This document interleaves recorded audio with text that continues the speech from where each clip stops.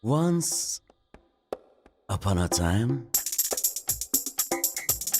in the very old times when parks were destroyed and shopping malls replaced them,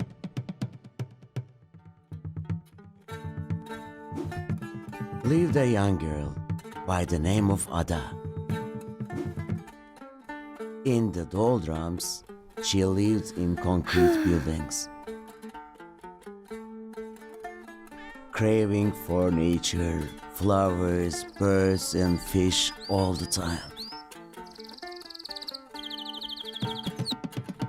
Strange was the times her mobile phone was her best friend. She would go nowhere without it. She listened to rock music on her phone,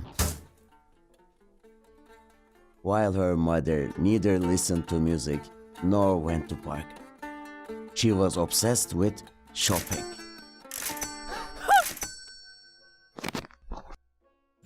Angry with her family, Ada asked, "Why is this consumption frenzy with you?"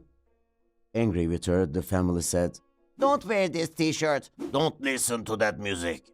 And the usual call saying, "Come on, Ada, to the shopping mall." Something strange happened in the mall. The doormat became a magic carpet. The carpet took Ada and flew her to the watermelon section. Ada's phone fell down into a cracked watermelon. Everything was petrified except Ada and the doormat. The flying doormat recovered all its power and passed Ada full speed through the crack where her phone fell. The journey after the phone thus started into the deep of the watermelon. When she separated from the flying doormat, she came across an owl. Wise as a scholar, the owl also listened to rock music.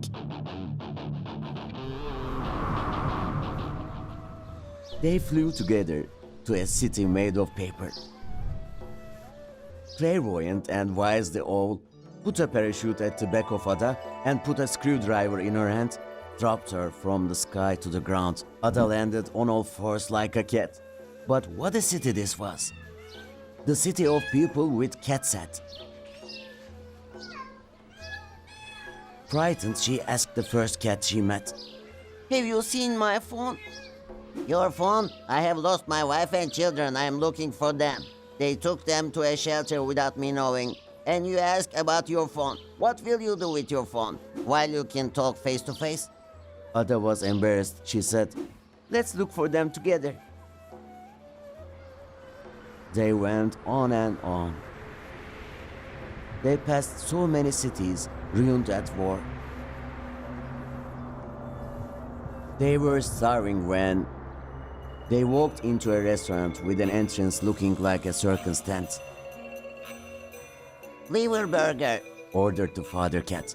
Ada ordered tomato spaghetti, which her mother denied her when she died for it. While Ada grabbed a bite, a piece of spaghetti stuck in her throat. From her throat, she took out the spaghetti. It got longer and longer with colorful toys inside. It got longer and puppets came out. It got longer and the mother cat came out with her kittens, all holding one another's tail. The father cat lost his tongue with astonishment. He grabbed his wife and the kittens joyfully. One of the kittens informed, "Your mobile phone is in the windmill, right in the wheel." But how would she find the windmill? It was a thing of the past. Once upon a time in the land of Don Quixote. Ada left the restaurant and took a sailboat. She saw towns and cities that were all alike. The sailboat took her to the middle of the sea, to the tree of the phoenix.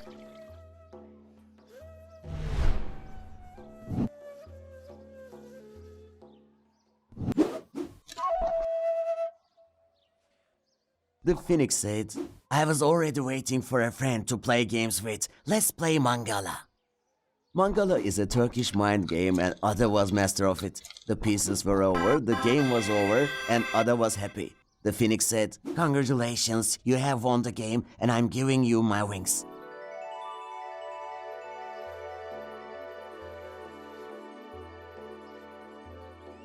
Ada flew over paper forests. Trees were crying as forests were cut down. Ada joined them. They chanted together. "Please stop cutting down forests to make paper, nor to build bridges, highways, or shopping malls." Exhausted, desperate, and unhappy, Ada left the trees. Flying aimlessly in the sky, "I won't find my phone and will lose my way back home," she said to herself. She didn't notice her level was the highest floor in the sky. She was welcomed by a giant fire-breathing dragon with wings like those of a bat and armored skin. "Don't be afraid," said the dragon.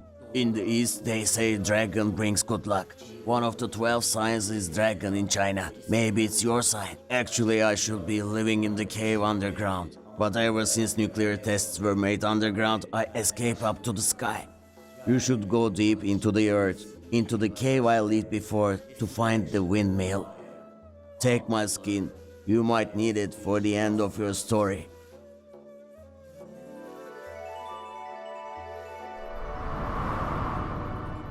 Ada flew with her wings, swam with the skin,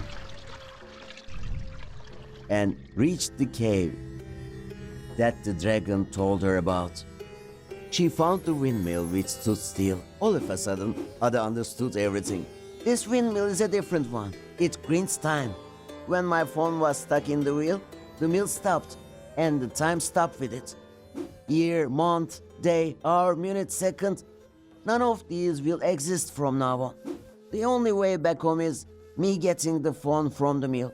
With the screwdriver the owl gave her, she took out the phone from the wheel, and the time started to move.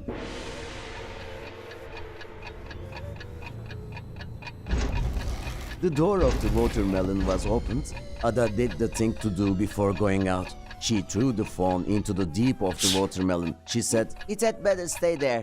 Communication happens best when it's face to face and when one loves everybody else."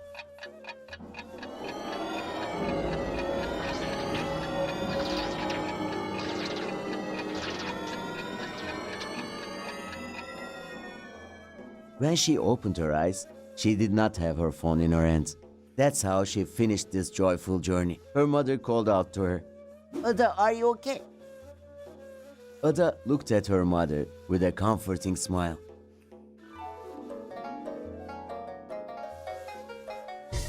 That's how this story ends. 3 apples fell from the heaven. One is for the teller of this story, one for those who understand, and one for those who don't.